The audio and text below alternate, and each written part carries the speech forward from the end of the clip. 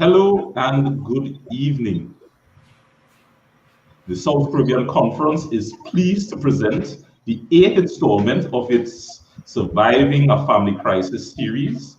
This evening, we're dealing with the topic COVID-19, my health, my responsibility. Wherever in the world you are joining us from, we would like to wish you a very special welcome. And we'd also like to welcome our two very important guests that we have on this evening.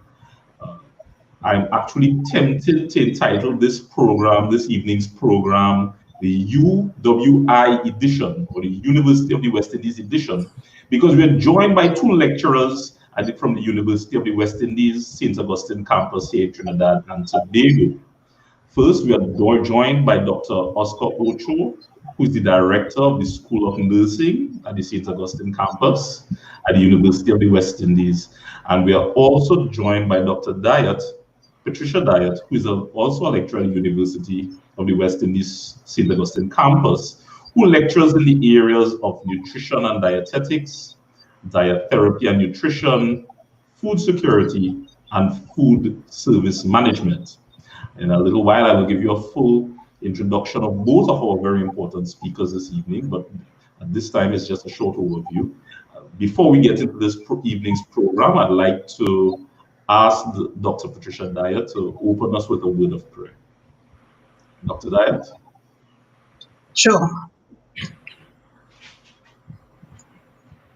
Heavenly Father, we want to thank you for being with us this afternoon.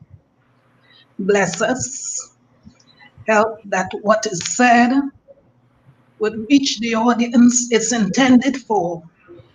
Help those of us who have voice issues this evening as well. In Jesus' name, amen. Amen. Amen.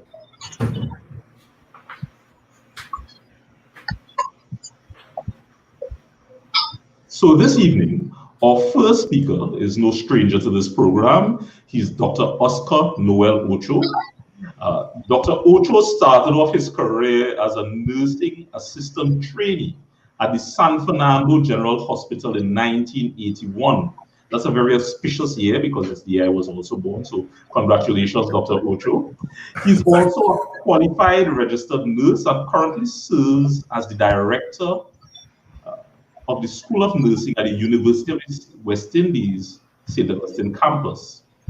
He was a public servant for 34 years and has served in a number of departments within the Ministry of Health, encompassing registered nurse, nursing educator, health education officer, director, and chief nursing officer activity, prior to joining the faculty at the University of the West Indies. His academic qualifications include a BSc in education from UWISoN in 1995. He has an MPH in international health from the University of Washington in Seattle in 2005, an MPhil in sociology at the University of the West Indies, St. Augustine, Trinidad in 2007, and a doctorate in public health with an emphasis on public health and policy in 2013. Dr. Ocho has also published in a number of refereed journals and has research interests in health systems as well as health and gender. He has served as a motivational speaker to youth in the Caribbean, including his home country, Trinidad and Tobago, as well as Grenada, St. Vincent, Barbados, Guyana. He has also served as chairman for Casa de Corazon, which is a home for abused children in Trinidad and Tobago from 2005 to 2009. And of course, Dr. Ocho is married to one wife, the very effervescent Mrs. Pauline Irva Craigwell Ocho, and they have been married for the past 31 years. Dr. Ocho, I want to welcome you and thank you for joining us today. In usual form, Dr. Ocho, you're doing things a bit different. As a lecturer, you all are going to give us some insights, a lecture this afternoon on certain aspects of COVID-19, and we'll facilitate questions later. Dr. Ocho, the floor is yours.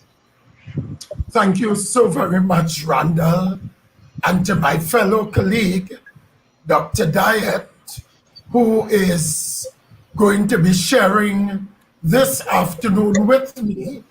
I really want to thank all the listeners for being part of this very important segment this afternoon. I thought it best, because of the issues we are contending with and the fact that the government have started to ease restrictions. I am not sure how many people understand and how many are willing to accept that COVID-19 is real. It is not something that was developed to destroy a certain ethnic group. It is here with us, and therefore, I guess the more information we have about it, it's better we will be as it relates to how we will deal with and treat with this particular issue. So I thought that I'd start off by giving us some basic information that will help us to see the seriousness of this particular issue that we are treating with. So it's important for us to get a picture, a global picture, to see where we are at in this global picture. So far, based on the latest data from today, over 4 million people, almost 5 million people, have been confirmed as having COVID-19. Of that number, 309,047 persons, have died, and we share condolences with the families. But thank God, almost 2 million, which is less than 50% to date, have been recovered. When we look at that within our own context, we'd realize that we have lots to be thankful for because of the 116 cases. We have only had 8 deaths, and we have had over 100 persons who have recovered. So within the scheme of how Trinidad and Tobago is reflected as it relates to the global figure, we can say truly God has been good to us, although he's not a Trinity. Now, it's important for us to understand what COVID-19 is. Now, COVID-19 is the disease that is associated with what we call the coronavirus. Now, previously, COVID-19, which is the disease, was called the novel coronavirus, simply because coronaviruses are not new. They are part of a family of viruses, which includes symptoms that are caused by the infection, like common cold, SARS, which is the severe acute respiratory syndrome, or MERS, because it is common in the Middle East, or the Middle Eastern respiratory syndrome. Now that we have cleared that, we also need to recognize that each and every one of us, we are at risk for this infection. We cannot take it lightly because COVID-19 is spread from person to person when an infected carrier coughs or sneezes, or I would even add, when that person touches or is exposed to surfaces that will allow the virus to be deposited. That is why the best way to prevent this is to avoid being exposed to the virus. Now, it's important for us to recognize that as the research, as the data keeps coming forward, what we are realizing is that the scientists are getting a better understanding of this particular virus. Now, you would appreciate that when we would have started, there was the talk from the scientific community. It is not spread through the environment. But later on, as the scientific community continued to look more at the immunology or how this virus is made up, as well as how it impacts the body, they realize that yes, this virus can be spread through the environment. And one of the easiest way is through physical contact, close physical contact. At first, they thought that it will not be able to spread beyond 1 meter or 3 feet. And then they recognize that is not safe enough. We need to be at least 6 feet to kind of give the virus an opportunity not to be able to reach us through direct droplets. But it is also spread through respiratory droplets produced when a person coughs, sneezes, or talks. And you do know that within our context, we will talk about when people speak, they hit you with a little boulder. And because the virus is spread through these body fluids, and especially through, as we said, the droplet infections, the person can become infected. And you see these droplets through coughing, sneezing, speaking, and so they can land in the mouths, noses of people who are nearby, or possibly they can be inhaled into the lungs. And what is also important for us to realize is that this particular virus virus could be spread by people who are showing no symptoms, what we call people who are asymptomatic.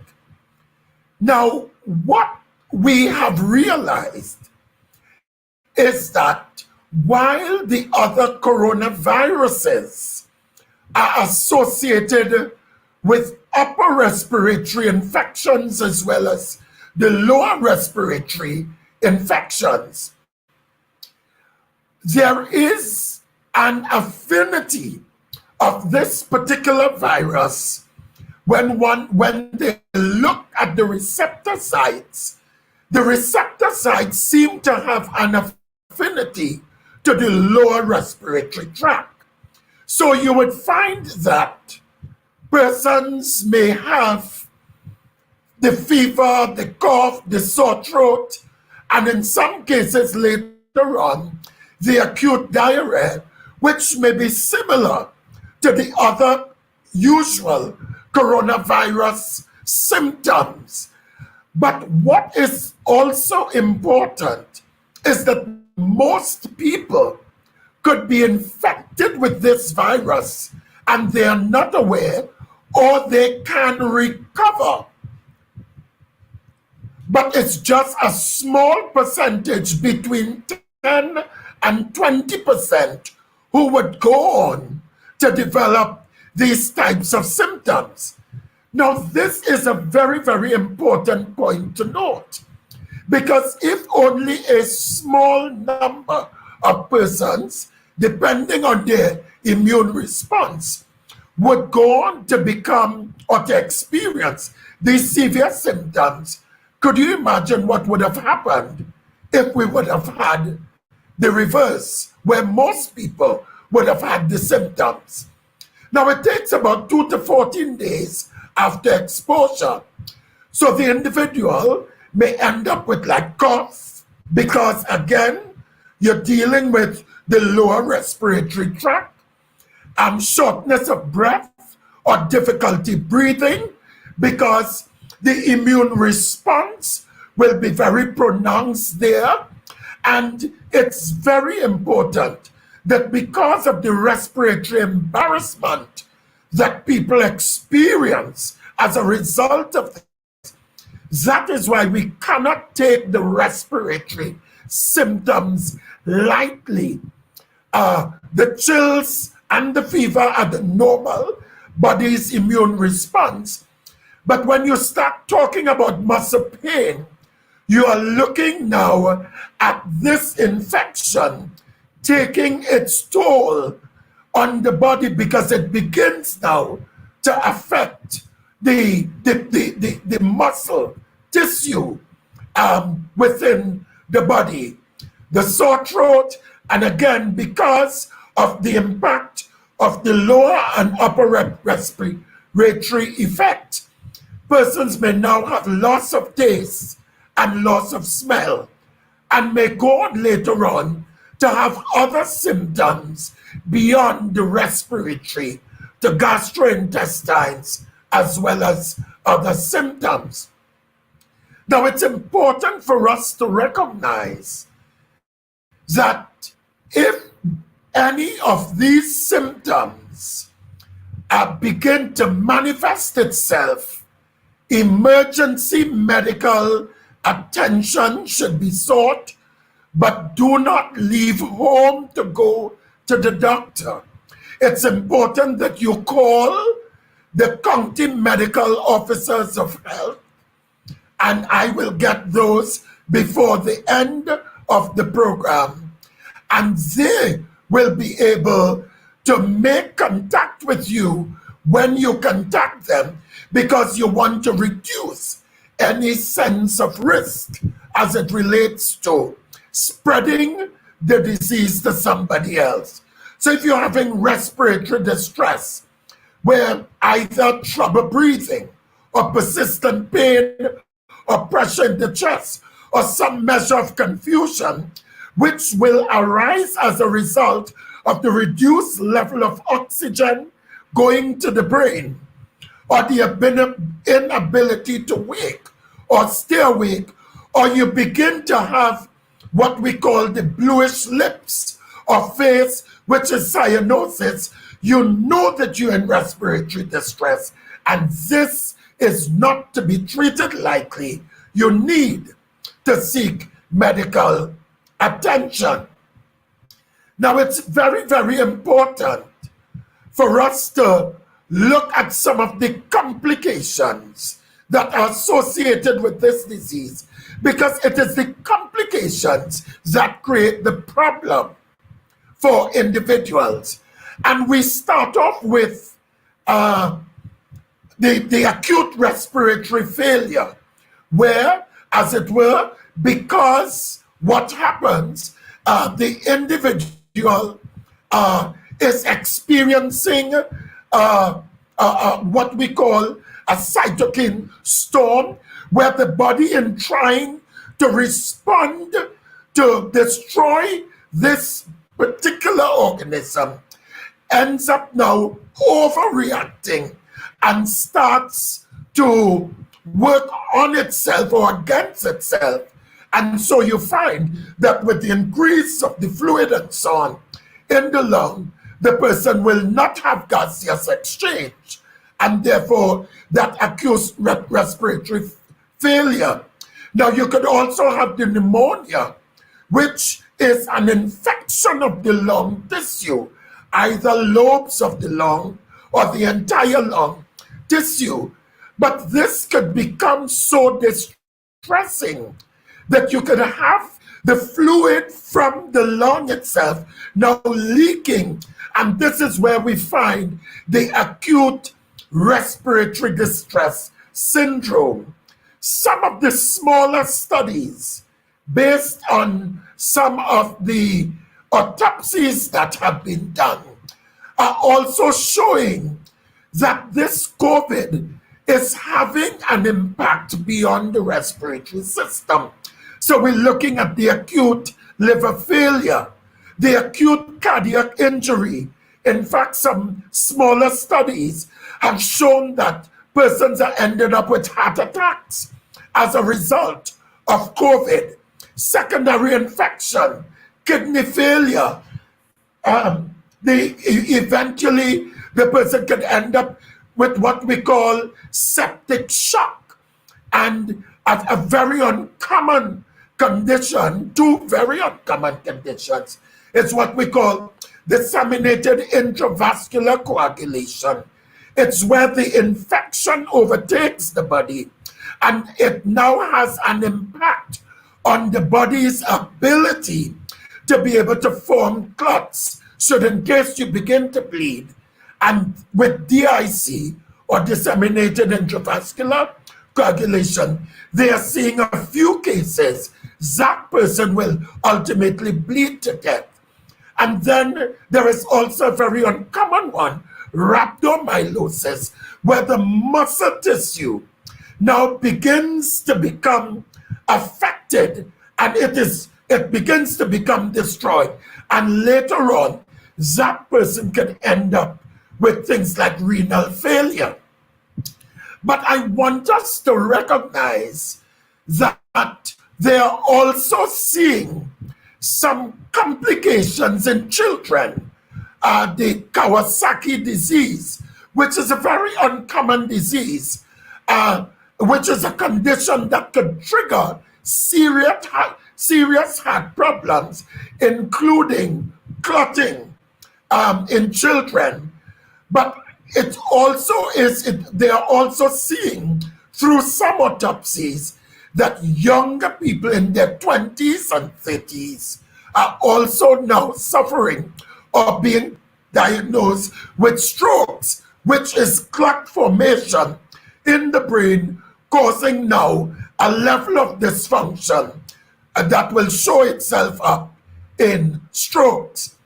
But as they look at some further studies, they are also seeing that even with some of the patients who have recovered, no one could tell the level of distress that they will go on to experience, because things like breathlessness, fatigue, body pains for months after becoming infected. and also things like heart and liver failure. And what the researchers are saying is that this may be the very tip of the iceberg. Now, because this is a new strain of the virus, there is no known treatment and no known vaccine. That is why WHO, in a number of countries, I think it was about 89 when I last checked, they are looking at trying to develop a vaccine.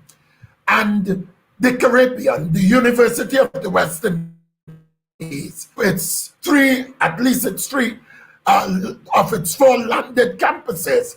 They are really trying to become involved in this vaccine trial because it will take an average of 12 to 18 months before a vaccine could be developed and could be considered safe enough. So it's important for us to realize what vaccines do. What they do is that they will take dead viruses, or they may genetically modify viruses by taking some of the genetic material from the virus, and they will prepare this in a solution and inject it into the body. And the aim of this is to do what? Is to help the body to develop what we call antibodies in response to the virus. So what is going to happen? Should in case a person become infected with the virus, the body will produce an immune response. And what that immune response will do, it is going to inject and eat and destroy the organism so that it will not have the effect of the infection. So you will be protected. The debate is, and the jury is still out, whether those antibodies will be effective enough to be able to prevent you down the road if in case you have the virus. So therefore, what are the implications of this on your physical and mental health? On your physical health, there could be an exacerbation of your chronic non-communicable diseases, including your diabetes, your hypertension, cardiac diseases, cancers, and respiratory disorders, because again, all of these will have an impact on your immune system. So it's important then that you comply with your medication, with your diet, and with your exercise. What are the implications as it relates to your mental health? There would be increased levels of stress, stress as it relates to work, issues of suicidal ideations, because we are seeing not only the research that is coming out, but we are also seeing that health professionals themselves are not coping and are ending up not only having the ideations, but ending up killing themselves. So it's important that we understand and we take note of our mental temperature. We take a stock of what is causing us stress and knowing our stress level. But it's also important for us to maintain our social support systems, calling one another, being in contact, and thank God for technology. But finally, I cannot stress enough prevention. We know the old saying, an ounce of prevention is better than a pound of cure. So it's important to wash hands, cover our nose and mouth, using either our elbows, our inner aspect of our elbows, or even using tissue and disposing them. We need to continue to practice physical distancing. Stay at home if we are ill. Avoid people who have symptoms and continue to sanitize, and maintain a physical distance. I hope I have left us with some things to think about, so that at the end of this, we will know how to treat with this particular issue. Thank you so much, Randall. Thank you very much, Dr. Ocho, for that very compelling lecture on what COVID-19 is, how it spreads, what its implications are. Now, of course, our listening audience, we will be taking questions relative to the presentations in a little while. But first, what we will do is we'll have both presentations from Dr. Ocho and Dr. Dyett, and then we'll have questions. All your questions will be answered thereafter. So at this time, please allow me to introduce Dr. Patricia Dyett. She's a university lecturer both locally and internationally via distance education. She's also a public health nutritionist and a registered dietitian. And she is currently an executive member of the Adventist Health Professionals Association of the South Caribbean Conference of Seventh-day Adventists. So let me give you a little insight into Dr. Dyett's biography. She obtained her bachelor's degree in home economics or family and consumer sciences from the Caribbean Union College, which is now the University of the West Indies, the University of the Southern Caribbean in Trinidad and Tobago. She thereafter was a high school food and nutrition teacher for several years at the Bates Memorial High School. Thereafter, she pursued her master's degree in human nutrition from the Andrews University in Michigan, United States. After obtaining her master's degree, Dr. Dyett returned to Trinidad and Tobago and served as the acting chair of the Family and Consumer Sciences Department and a full-time instructor. She was then accepted by Loma Linda University to complete a doctoral degree in public health. So after having gone to Loma Linda in the United States, Dr. Dyett was called to Ocho University in Huntsville, Alabama, in the United States, to be the director of the dietetic program in dietetics and an assistant professor, where she served for several years and then transferred her service to Andrews University in Michigan before she returned to Trinidad and Tobago. Dr. Dyett then became affiliated with the University of the West Indies from that time to the present, where she's a lecturer in the areas of nutrition and dietetics for dietetics majors, diet therapy and nutrition for nursing majors, food security for first level agricultural students, and food service management for human ecology students. During a few years to this time, she's also taught health courses for the health program at the University of the Southern Caribbean Theology Department, and to those students in their final stages. She also teaches online public health courses for an international university in Asia. So as you see, Dr. Dyett is very well traveled, both physically and electronically or virtually. As Dr. Dyett, who is a registered dietitian and a public health nutritionist, also formally writes and gives presentations on public health nutrition topics. Dr. Dyett, we'd like to welcome you to the program. We know that you have a very important presentation to provide us with a lot of information about our diet during this period of time, how to keep our immune system strong. So Dr. Dyett, the floor is over to you.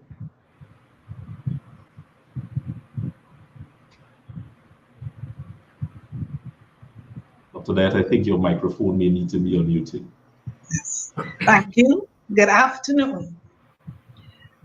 I'm going to share a PowerPoint. I want you to excuse my voice, it's giving some trouble.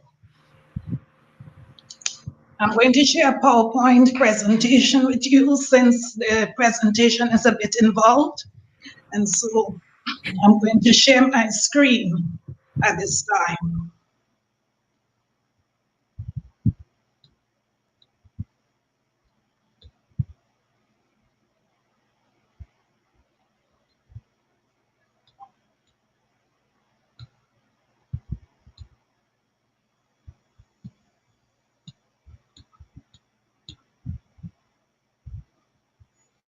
So it's supposed to be coming up.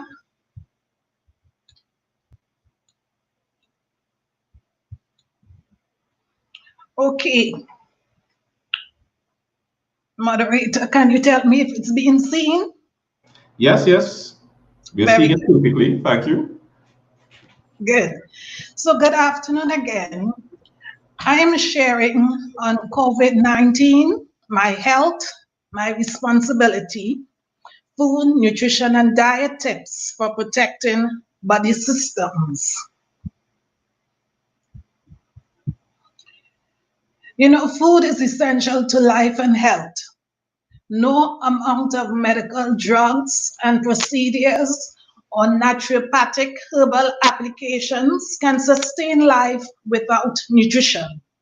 Food provides the fuel or energy that the body needs to breathe, to move, and to function. Without the administration of a virus to date, many persons have recovered from COVID-19 through the combined efforts of faith, hygiene and social safety precautions, medical procedures, and appropriate nutrition support. So as we look at protecting typically affected body systems, I'm taking back to the quote from Hippocrates, the father of medicine. Let food be thy medicine, and medicine be thy food. When we look at the symptoms of COVID-19 that's reported via CDC, we recognize that they impact several of our body's systems, including the immune, respiratory, musculoskeletal system, circulatory, endocrine, nervous, digestive, urinary, excretory systems. And so we want to take a look at how nutrition can be used to address these. So we first look at using adequate amounts of fluid. Suggested sources: pure water, unsweetened fruit juices like orange and cranberry, lemon water, vegetable juices, coconut water, light soups, broths, aloe vera drink, caffeine-free herbal teas. There are different kinds, whether it's ginger, garlic, echinacea, golden seal, peppermint, etc. Dairy milk, however, may thicken the mucus in the respiratory tract, or it may give a perception of thickening the mucus, and that can contribute to lung and breathing distress. So in such cases, a milk alternative may help. Adequate fluid intake prevents dehydration, keeps throat and respiratory linings moist. It reduces excess mucus buildup. It flushes out infections and toxins. It provides anti-inflammatory treatment and water and electrolyte balance. Cool fluids address the effects of fever, and hot beverages, soups and broths decongest airways and help to calm nerves. A very important nutrient is vitamin C, because it helps to build up the immune system against infections. It is vital for cell integrity and helps to develop and strengthen all muscles and connective tissues, including those of the lungs, for easier breathing. Rich sources, of course, include like citrus fruits, West Indian cherries, pineapples, papaya or pawpaw, cauliflower, guava, various berries, tomatoes, and a host of other fruits, vegetables, herbs, and seasonings, and vitamin C supplements as well. However, we look at another aspect of nutrition where we need to reduce the intake of sugar. Sugar compromises the immune system and prolongs infections. Especially avoid overuse of added sugar in foods. And so when you have added sugar in snacks and desserts and beverages, and some of those beverages such as sugar-sweetened drinks, alcohol, mochas or lattes, from your coffees that persons in the society use, flavored milks, carbonated sodas, and even flavored water is sweetened. If you have a sweet tooth, however, you might want to focus more on foods that contain natural sugars, like fruits, for example, bananas and pineapple. Then there is vitamin A and its provitamin beta-carotene. These are needed for epithelial cells of the respiratory tract, general skin and membrane protection, and proper eye and vision function. They are also important antioxidants that protect tissues from oxidative damage. Which sources of beta-carotene are found mostly in plant produce? Pumpkin, carrot, papayas or pawpaw, spinach, sweet potato, dashing leaves, kale, basil, lettuce, and so on are examples, and various other fruits and vegetables. As we consider these plant produce, we would want to obtain them from safe fields, vendors, food outlets, restaurants, suppliers, and imports. Better yet, plant your own kitchen garden if possible. Do not consume plant produce sold right after dirty floodwater events or shortly after high pesticide use. Wash your vegetables and fruits well with clean water. A little detergent can be used for those with skins. And if you so wish, you can use vinegar or vegetable wash, a commercial one, or a little baking soda or even table salt in sufficient water to help clean produce before use. But avoid overuse of sodium salts in preparation for cooking or cooking to prevent development of hypertension in salt-sensitive individuals. Concerning the preformed vitamin A, however, sources are fatty meat and animal foods. Animal foods contain mainly saturated fats, and reducing saturated fat intake is important in maintaining good health. Too much saturated fats is found in many fast foods, along with trans fatty acid foods from various manufactured products and baked goods, can contribute to underlying non-communicable diseases or risk factors such as high blood cholesterol, high blood pressure, and obesity.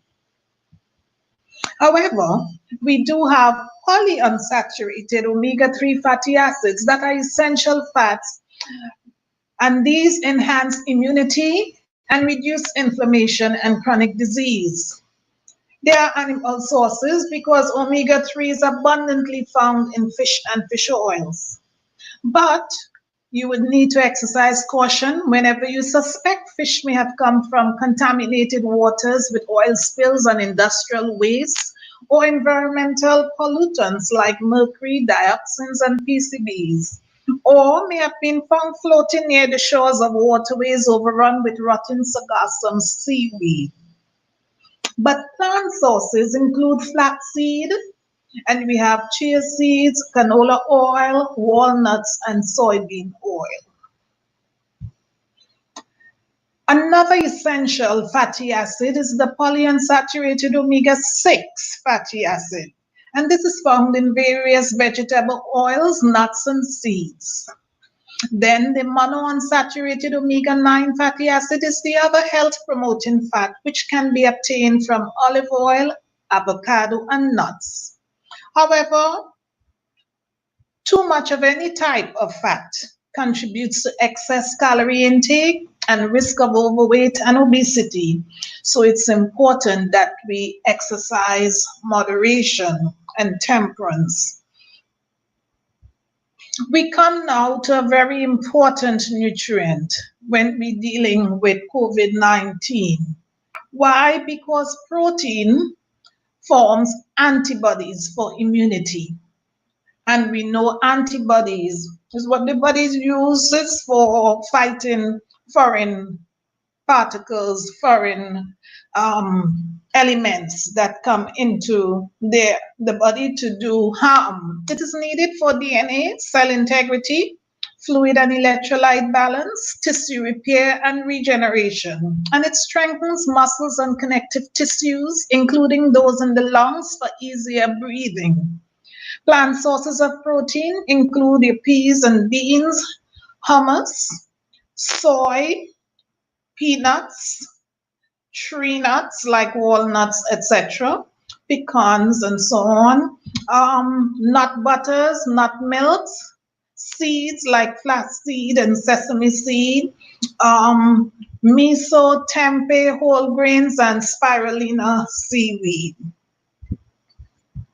However, as we look at protein, if a person is intolerant to some beans due to intestinal distress or gas, they would need to soak the beans overnight and discard the water before further processing and cooking, because this would help.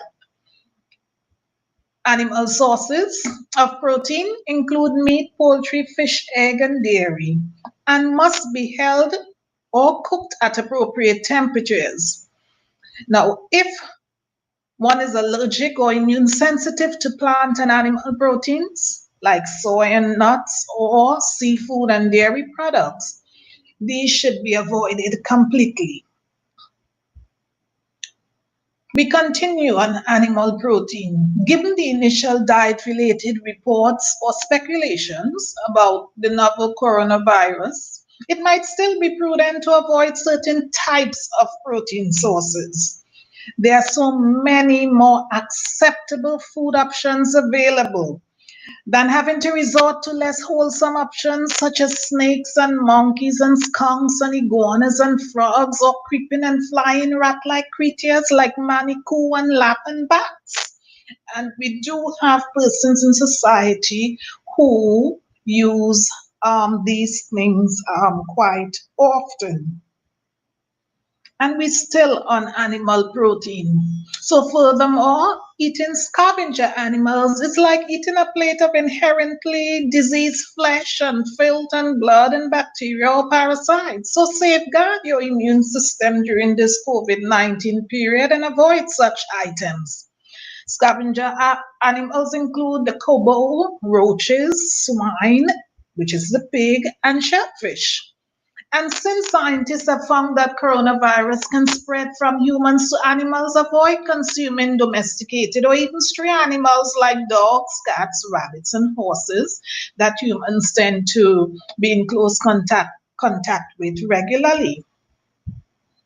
Quite frankly, consumers might as well also go easy on exotic menu items that involve beasts of prey which feed on humans and animals alike, whether healthy, sickly, or dead already. For example, lions, sharks, bears, eagles, tigers, and whales.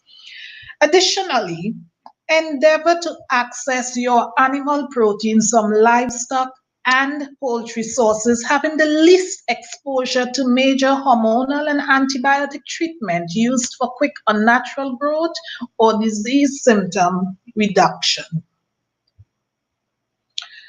As we move on from protein, along with protein foods, iron-rich foods are also needed for the oxygen-carrying hemoglobin in the blood so that the body cells can live and breathe properly.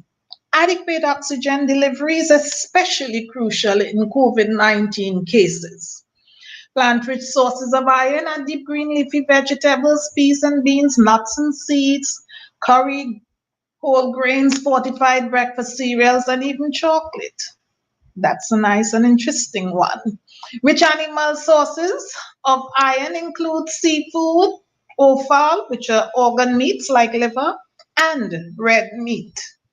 Note, however, that the World Health Organization identifies processed meats as convincingly associated with bowel and stomach cancers, and offal is typically used in processed meat.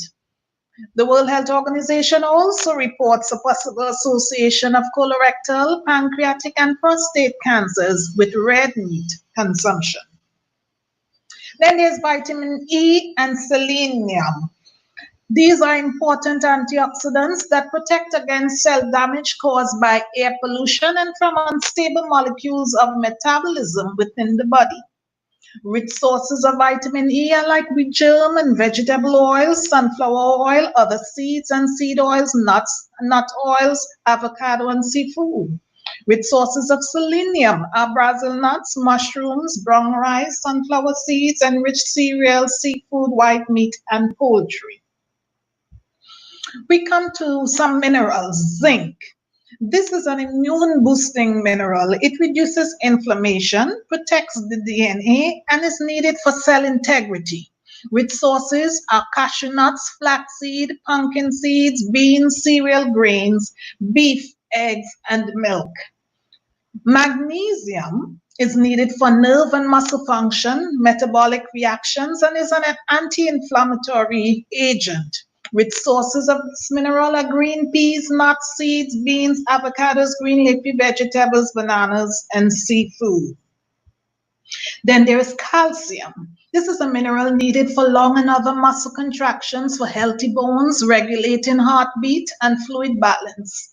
Rich plant sources are almonds, tofu, seeds, lentil, peas, beans, and dark green and leafy vegetables like kale, collard greens, broccoli, and spinach. Animal sources, dairy and canned fish with the bones softened. Vitamin D helps with absorption of calcium and is an anti-infective nutrient. Sources, we know that we can obtain vitamin D from sunlight, so it's good to get out there from time to time, as well as from fortified products like cereals, dairies, soy milk, and orange juice, and from egg yolks, beef, and fish. Fiber, complex carbohydrates, and resistant starch are also important because these help to eliminate waste and toxins from the body. They address chronic diseases and provide needed caloric energy for breathing, metabolic reactions, and physical activity. Some suggested sources include cooked cereals, quinoa, chia seeds, rice, root and tuber foods, plantains and green bananas, soluble fibers from legumes, oats and fruits, and insoluble fibers from whole wheat and vegetables. Then we have B vitamins. These are needed for DNA synthesis, metabolic reactions, and energy production, and help to calm nerves and address certain psychological issues during periods of stress and anxiety. And I tell you, COVID-19 has distressed a lot of people. And so B vitamins would be very useful. Different B vitamins can be obtained from sources like whole grain cereals, nuts, seeds, beans, dark green leafy vegetables, meat, fish, poultry, and eggs. Finally, phytochemicals. These are natural nutraceuticals that enhance overall health, address underlying health problems, and protect against various diseases. Some sources, these are readily obtained from functional plant food pigments and substances like lycopene, flavonoids, phenols, carotenoids, anthocyanin, allicin, and lutein, which are generously found in our fruits, vegetables, whole grains, soy, legumes, herbs, and spices. And you would see these are only plant-based because phyto means plant, so these are the phytochemicals. So I want to sincerely hope these nutrition tips would be able to get, if not all of us, at least some of us through this COVID-19 period, and hopefully even after, encouraging better dietary choices, safer food practices, and laying the foundation for building an optimized immune system against viral attacks and a more health-friendly and nutrient-dense selection of foods, for also reducing underlying chronic conditions and diet-related risk factors, which have affected so many persons who actually died because they had underlying health issues.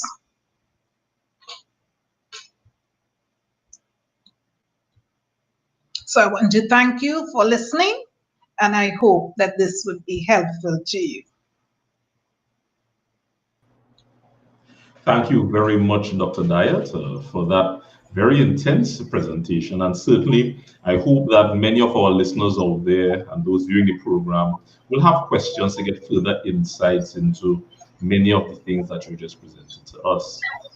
As we go forward, I think I want to start by actually asking a question of Dr. Ocho. And it has to do with an article that I read in the Trinidad Newsday. And of course, you're very free to jump in as well, Dr. Dyett. But it has to do with an article in the in the Sunday Express, May 14th, 20. No, it would not be Sunday. I don't know why online messaging is Sunday. But it's the Express story dated May 14th, 2020. And it's entitled, "Why Are So Many Refusing to Wear Masks?" And it looks at how government last Monday embarked on the phase of easing the lockdowns by opening food outlets and whatnot. And they recognized that there were a large number of people who were not wearing masks. And I just want to read some of the reasons put forward here, Dr. Ocho. And I'd like you to give your take on these things and indicate how maybe you can help change some of these views. So a particular gentleman who sells nuts for a living indicated that he refuses to accept the lies. He says, "I'm not wearing any mask because of this whole coronavirus thing is a setup in the first place. They developed this virus to keep people under a form of control. This is not natural, it's a big lie. One minute they say wear a mask, and the next they say you don't have to wear a mask. They're not even sure if masks will protect you. I'm not going to be controlled like that." And another gentleman says that he doesn't go outside for long. "I just run to the shop to pick up a few things, so I don't see the need for wearing a mask." Now, other individuals have also indicated that they don't find the masks to be comfortable, or that it's not something they're accustomed to, so it takes some time getting accustomed to it. These sort of attitudes, Dr. Ocho, can you tell us what is the likely effect it may have on the spread of the virus here in Trinidad and Tobago if too many people adopt these attitudes? Thank you so much for that question, Randall, because I guess it is that kind of thinking that drove me to make the presentation that I did, because there are so many people who do not believe that this virus or the threat of the infection with this virus is as real as the scientists would want us to believe. And therefore, except it reaches home, which we don't want people to experience, they will not treat it as though it's a real issue. And that's why for me, it's so important for us to recognize that we do not wait until something happens, but let us, as the old people will say, when your neighbor's house is on fire, wet yours. People who have survived COVID will tell you the discomfort and the hell, literal hell, that they would have experienced. But as we say, a man convinced against his will is of the same opinion still. We cannot beat people into submission, but we have to take personal responsibility. If a person is unwilling to protect himself or herself, we must ensure that at all times we protect ourselves. Yes. Thank you very much, Dr. Ocho, for that sound and sage advice. You know, I myself am quite shocked by the attitudes of Trinidadians. Last week, I went to purchase food from a particular roti outlet, and right in front of my car, I saw two individuals who were clearly in their late 40s to early 50s, both wearing masks, saw each other, said, "Long time I didn't see you," pulled down their masks, exchanged kisses. And I could not understand what was happening to me. It was mind-boggling because they did not know whether each other had infected the virus. Exactly. And taking off the mask to initiate physical contact with someone that I ain't seen in so long, it really showed me that as Trinidadians, we need to be more cognizant of how dangerous this virus is. And if we don't adhere to the basic guidelines, we can suffer the same fate that other countries have suffered. Now, Dr. Dyett, I saw you jump in there. I saw something interesting as well. It was about 2 weeks ago. I saw a lady with a very nice mask, but it was crocheted. Oh. That defeats the purpose. So, right. We have to be very careful what we do in there. It was pretty, it looked very nice, but we want the blockage. That's right.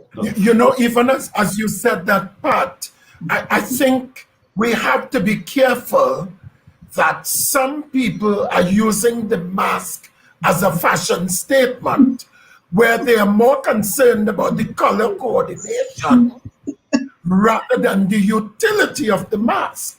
So you would find that there are beautiful masks worn under their chins, or they may cover their mouth and not their nose, or they may find that this thing is too distressing. I'm just going to put it on top of my head, or just put it in such a way that it doesn't fulfill the function that it is intended. And we fail to recognize if it is not executing its function, then it has no value.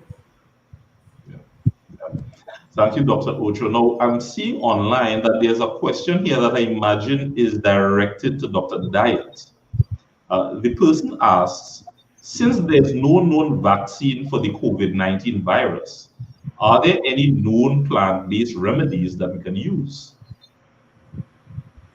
Now, I wonder if they mean, are there plant-based remedies we can use to cure the virus? Are they asking for what kind of remedies? No, they just simply ask to know any known plant-based remedies that we can use.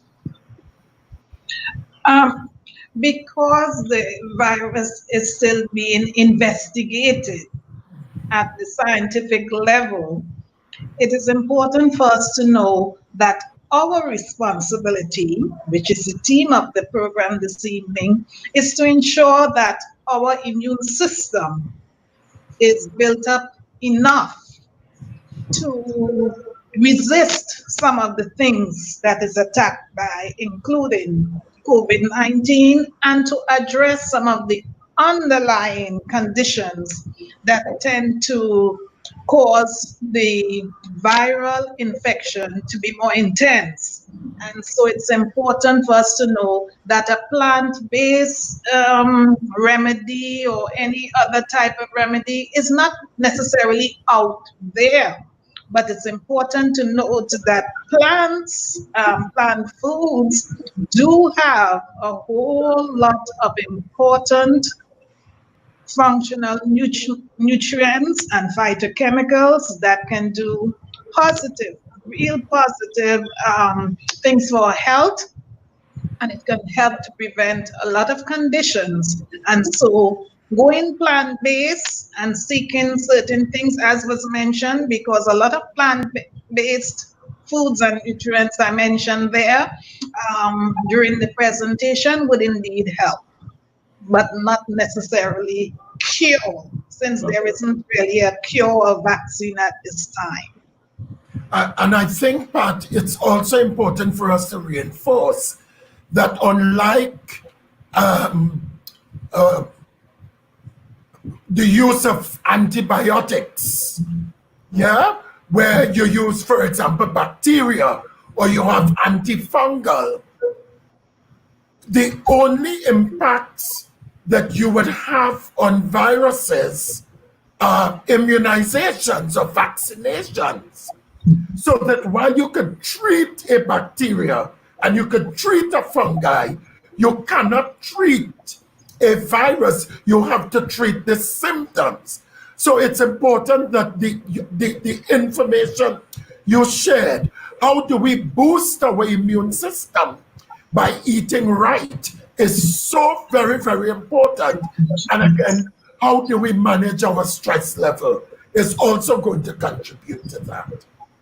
Another thing is that I did hear of personal accounts and testimonies, and this is not just hearsay, persons who have had some dealings with overseas.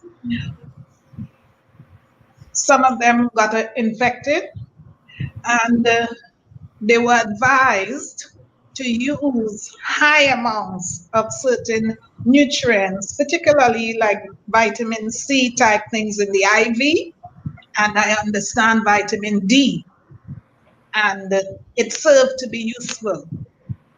So this is something that we can think about. Right. So am I to understand that even if you became infected, your diet would be extremely important to help get you through that difficult period, and would help assist in not having the virus extend to a stage where it is critical, or where the person would have those extreme symptoms? Are you saying that your diet will help with those things? Yes, I'm saying that diet, in any case, you must fuel the body. And any disease condition, no matter what other therapy is being used or whatever means of procedures and so on, you must have food, else you will die. And it's important to have the appropriate foods. So running to line up in front of fast food to get certain types of foods high in fat and salt and all these things, not necessarily going to help build up the immune system as we would want it. So it's important for us to recognize what is needed, not only for COVID-19, but for general health.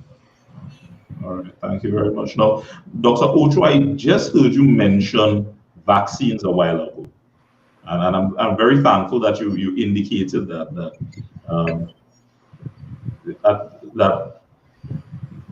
there's a difference between a bacteria and a virus, because I've heard some people saying that if they wash their hands with an antibacterial soap, it would be better than another type of soap, because the antibacterial soap will help get rid of the virus.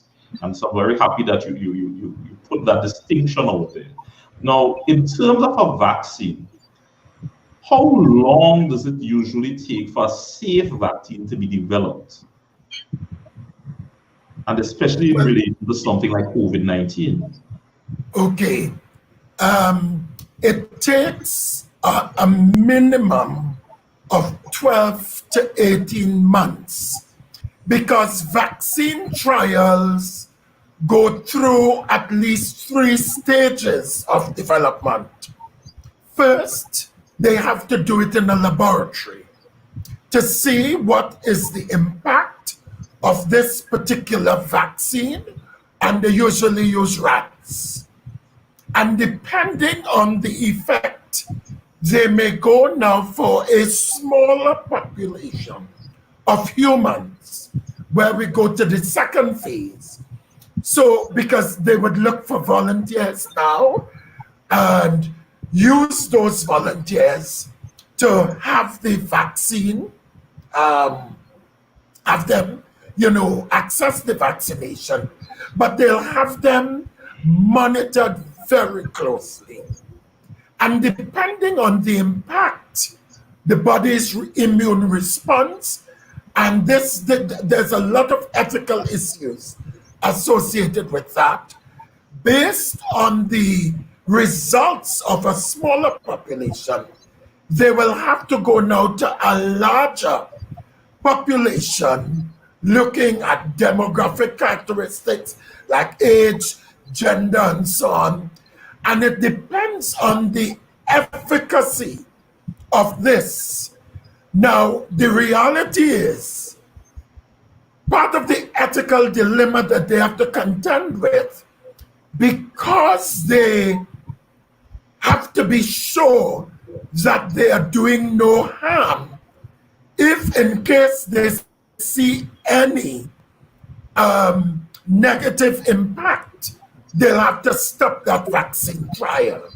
Further, what is also critical is that when people are signing up to be part of the vaccine trial, they cannot determine whether they'll receive the treatment or the placebo, because you will have to have what we call a double-blind study, where you, not even the researchers, will know, but you'll have an external person using technology who will direct the individuals either to the treatment or the control group. In so doing, it reduces the level of bias. But again, it takes a long time. And if we are to use HIV as a rubric, it may take some time. But what I could say, though, is that coming out of the studies using some of the drugs, it's beginning to show positive signs in some instances. Take, for example, in Trinidad, there was a lot of talk about chloroquine and hydrochloroquine. That is one of the drugs that they are looking at. But some of the smaller studies are showing that it is not as effective. There are lots of complications. And I guess this is why we have to be guided by the science. So they are looking now at different drugs in different combinations to come up with what they believe might be the best possible option for the development of a vaccine. Will we say 18 months? Will we say 12 months? The jury is still out. No, thank you very much, Dr. Ocho, and I'll come back to you with the question that flows naturally from that. But I see a question online here that I think was meant for Dr. Dyett, and the person asks, is it safe to wash your vegetables with Condisi crystal? I hope I'm pronouncing that right. Is it safe to wash your vegetables with that? It has been used for years. Persons, yeah, okay. Yes, so it has been used, persons have used it, and but there are other commercially made vegetable washes out there, and the persons can use simple things from inside their kitchen to wash their vegetables. So it's important to start with the simple and what's already readily available, and then take it from there. Okay, all right. Thank you very much. Now, as we look at the COVID-19 situation, and based on what Dr. Ocho has just said, in terms of the period of time it will take to develop a vaccine, I think we need to also talk about this other term that is being thrown around a lot, this term that people refer to as herd immunity. Herd immunity. Yes, because there are some quarters that were advocating that no, we ought not to socially distance. What we should do is we should allow as many people as possible to get exposed to the virus to help develop herd immunity, so it will no longer affect us. But that is based on the premise that once you get it, you will develop certain antibodies that will allow you to no longer be able to be infected by the virus. Dr. Ocho, I've read a few studies that have indicated that people are being reinfected with the virus. Right. And this is... Tell us about herd immunity and its effect on us here in Trinidad and Tobago. Right. Now, it's important for us to recognize, and I'm going to link herd immunity with what the epidemiologists, are talking about, the second and third waves of the infection. Unless and until a vaccine is developed, prevention has to be the rule of thumb to guide behaviors of individuals. Now, when we're talking about herd immunity, we are speaking about sufficient individuals being exposed to the virus in the national community, but whose body would have developed antibodies that should, in case the person become infected, we are talking about, again, an epiterm, active acquired immunity. It is active acquired simply because you get it, your body is developing the antibodies, so you're not depending on any external source like a vaccine for that antibody production. So the take-home point is no one is sure as to when any country will develop the herd immunity, simply because we do not have the support of the vaccine for that. So let us not test how soon we will develop the herd immunity, and let us be cautious, maintain physical distancing, maintain the hand washing, and maintain the wearing of the masks. And maybe, yes, and maybe we have to be very careful with that in Trinidad and Tobago, because we only have 1.4 million. Yes. So it's going to be a bit interesting if we kind of participate too much in that. We might lose quite a bit of business. Yeah. Now, I'm seeing a question here that's being asked. It says, can there be a vaccine seeing that the disease is changing so rapidly? Mm-hmm. Yes? So No, that's an excellent question, Randall. Simply because on this particular virus, now we need to recognize that viruses have what we call receptor sites. And it's like a lock and key relationship.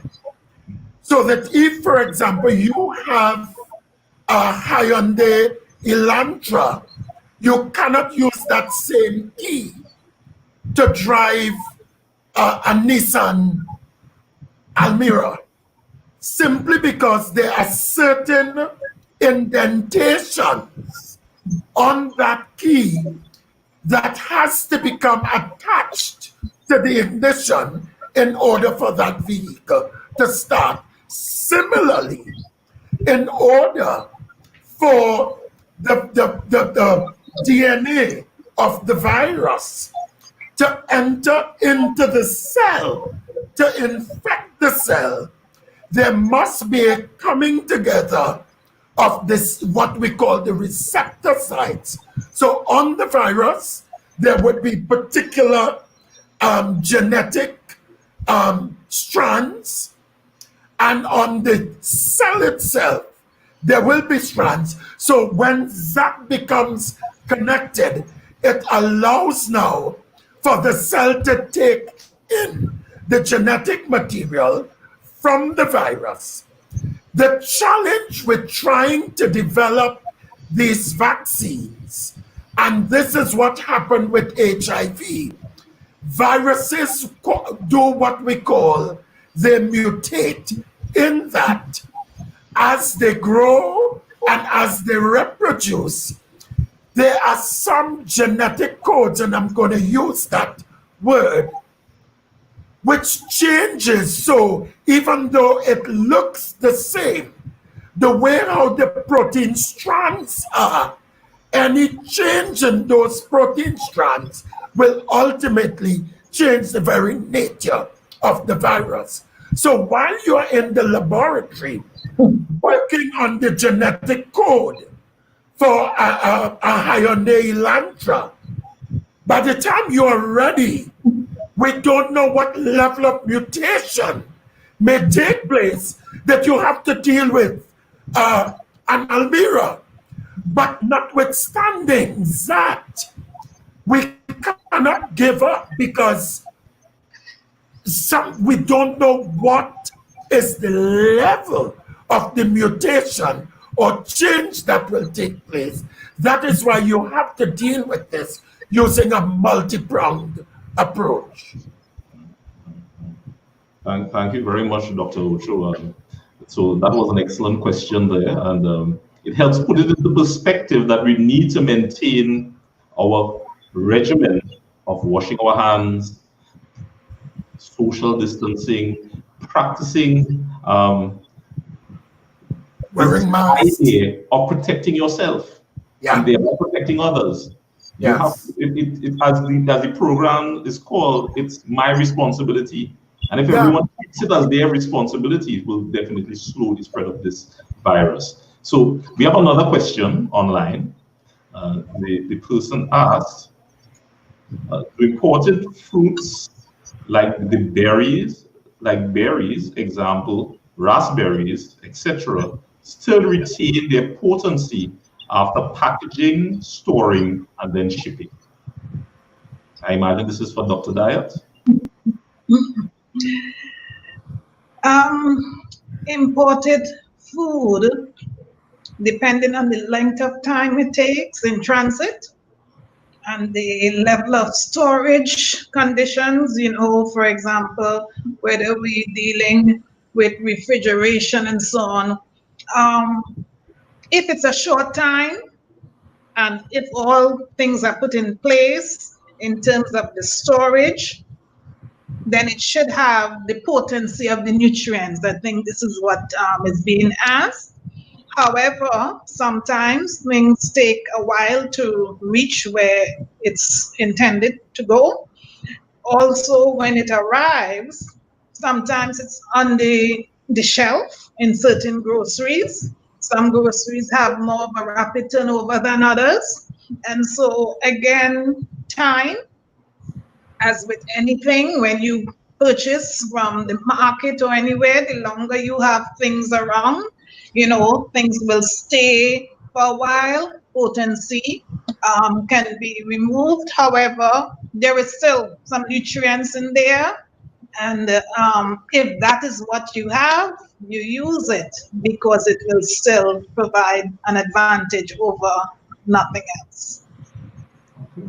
Now, Dr. Dyett, as you spoke about that, a question popped into my mind relative to our own local fruits and vegetables. In terms of the fruits and vegetables that are available locally, that grow here, do we have sufficient fruits and vegetables or sufficient variety of fruits and vegetables to provide the various nutrients that we require in our diet, or do we need to rely on imported fruits and vegetables? Now, we do have a variety of local fruits and vegetables. Whether we see it regularly, especially since it's seasonal, it's a whole different question. Now, we have fruits and vegetables that are very useful during this COVID-19 time. We have a lot of citrus, so we can get oranges and what have you. Again, other types of citrus, it depends on the season. So you may not always see Portugals, or you may not always see some other type of citrus and so on. So you look for what is around, and that is what is happening. We only see the local ones during our in-season time, but we see the foreign fruits all through the year because that's imported, it's here, it's stored, it's usually refrigerated, frozen, whatever. But we do have, in the agricultural sector, however, there are some issues where there have been, from a farming level, certain kinds of plant viruses that have affected some of our plants and so on. And so it has caused a reduction in some of what we have access to available in the amounts we would want.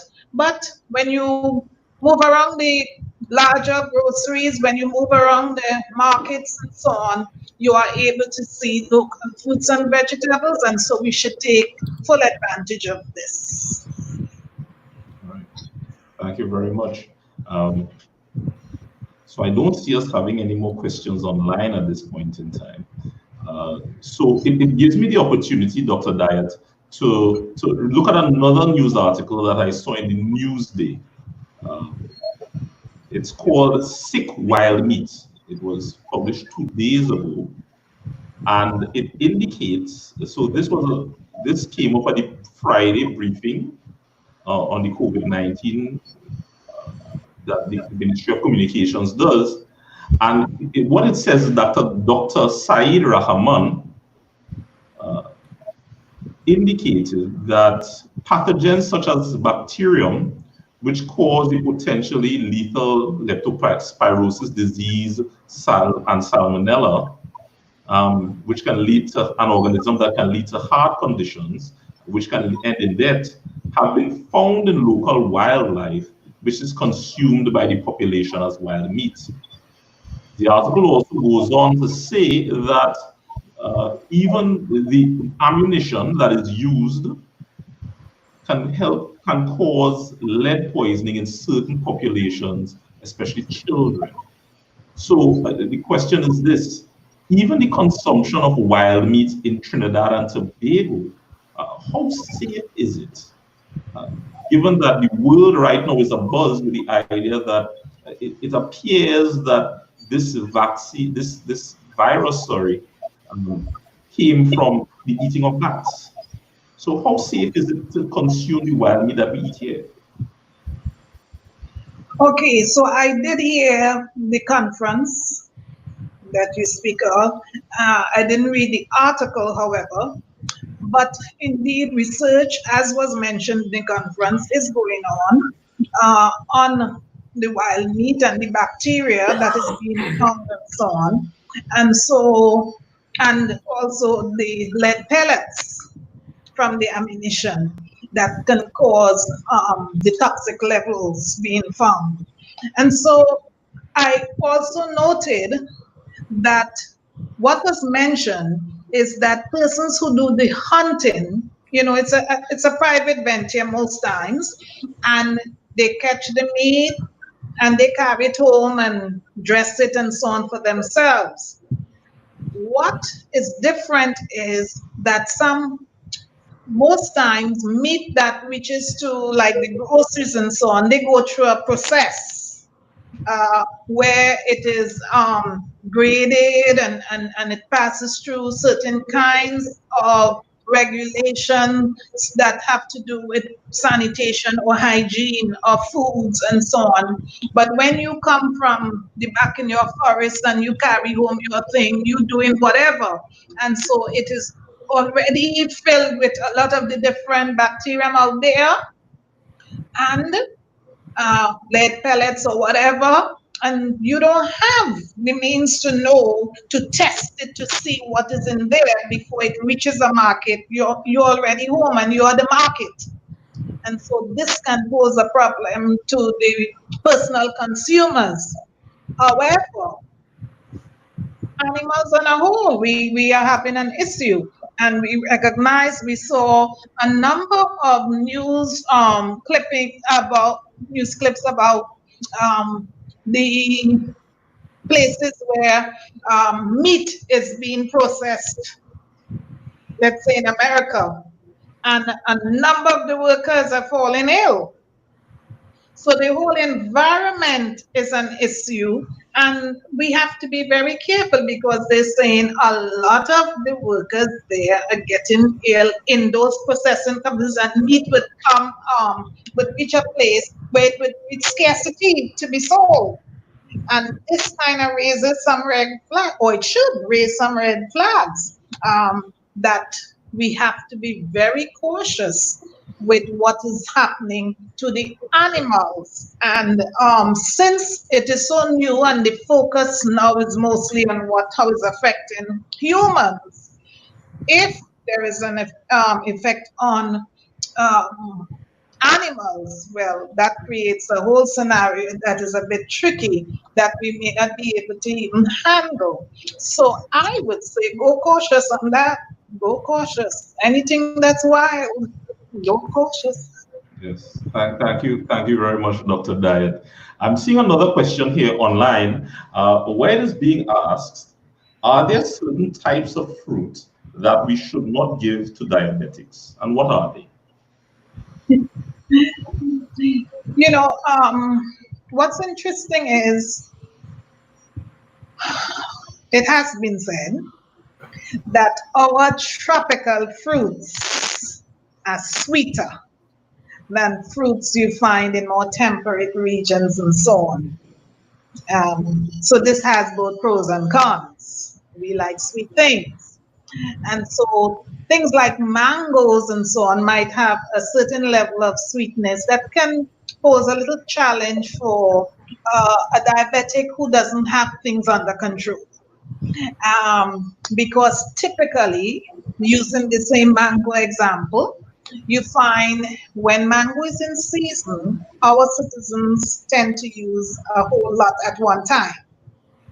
And this is not necessarily something that a diabetic can do. And so the temptation is there. So we do have a lot of fruits that are more sweet than others.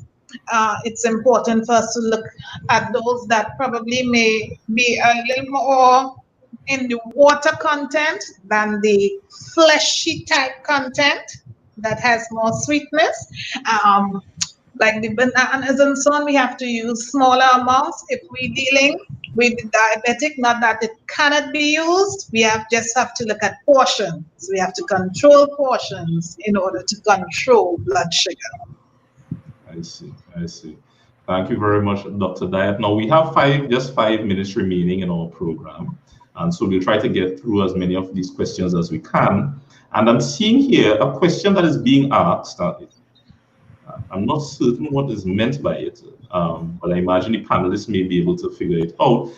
Please discuss the new social order that will follow from now on as a result of this pandemic.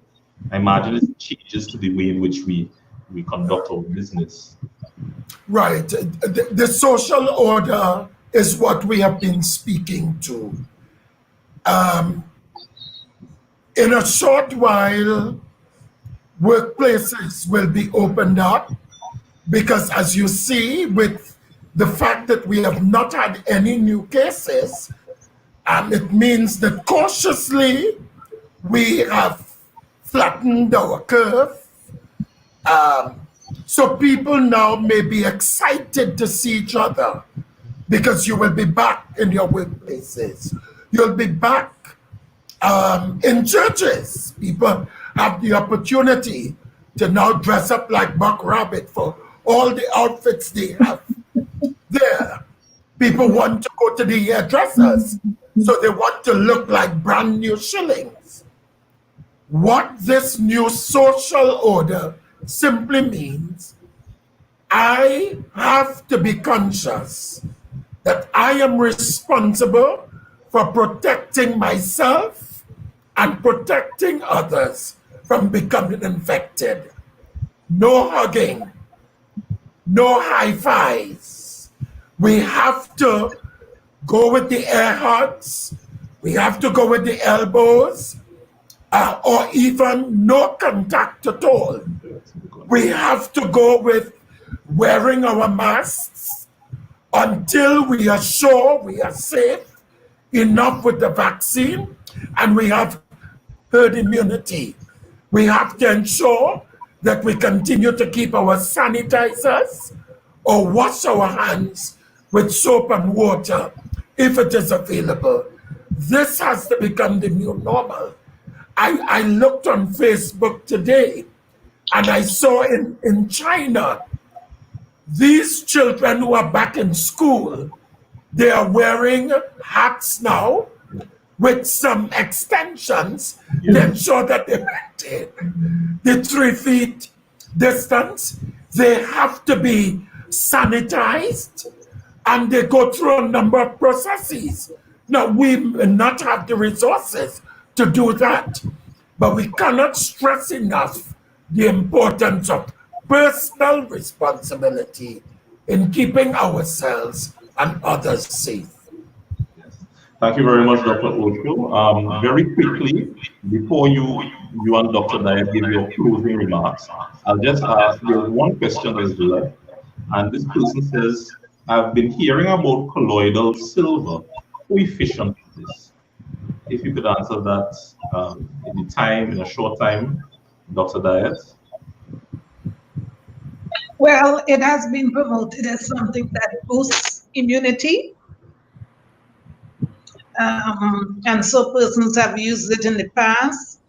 And we're looking at something that comes out of the, let's say, the herbal realm of things and so on. Again, this virus is new. And we don't know how effective any of these things will be for COVID-19. Thank you very much, Dr. Dyett. And that is the message we need to keep giving at this point in time. At this point in time, it's still too early for us to know anything particular. I'll ask you, panelists, to give your final thoughts. So, Dr. Dyett, as they say, ladies first. Well, what I would close in saying is your health is your responsibility, and nutrition plays a very crucial part of health. And so choose your foods wisely and prepare them to the best of your knowledge in very hygienic settings, and enjoy them so that your health will be boosted and you would be able to enjoy longer health even during this troublesome time. Dr. Ocho, any words that you have? Thank you, Randall. It was a pleasure co-hosting this presentation with my friend and colleague, Dr. Dyett. I want to remind us as a national community that except we take personal responsibility, this virus will be very happy to infect and decimate us. We owe it to ourselves, we owe it to our families, and we owe it to God to ensure that his promise in 3 John 2, I wish above all things that you prosper and be in health. We take responsibility to ensure that that blessing that is wrapped up in that promise is ours. Thank you very much, Dr. Ocho. I don't know if you could offer us a word of prayer before we close, to seek that blessing for all of those who are listening and all of those who will hear this message in the future. Sure.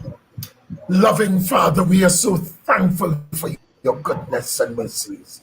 Lord, we thank you that you are a God who is interested in every aspect of our beings. We thank you that you who created us, you know everything about us. We pray that you would help us to understand our responsibility towards ourselves and towards each other. May you help us, oh God, to be responsible in all our actions so that we could prevent the spread of this virus, that we may be respectful, Lord, of your purpose for our lives. We pray that those who would have heard, their souls would have been blessed, and they may resolve to take personal responsibility. We thank you in Jesus' name. Amen. Amen. To our listening public and our viewers out there, we want to thank you for taking part in this program. The South Caribbean Conference has been very pleased to engage in this process of programs weekly where we treat with surviving a family crisis during this COVID-19 period. This was the 8th installment of this series that was originally started to be a 2-part series. And because of the comments and the wishes of the viewers out there, the program was expanded because it was recognized that there was a lot of information that needed to go out. And we want to thank you for being with us on this journey. So next week concludes our Surviving a Family Crisis series, the 9th installment of this program, where we will be joined by Pastor Leslie Moses, the president of the South Caribbean Conference of Seventh-day Adventists. And the topic for next week is the 10 secrets of bouncing back well in a crisis. We can't wait to see you next week. Be there, because we'll be happy to be with you and to share with you these 10 very important secrets that can help make your life so much better. Thank you for joining us.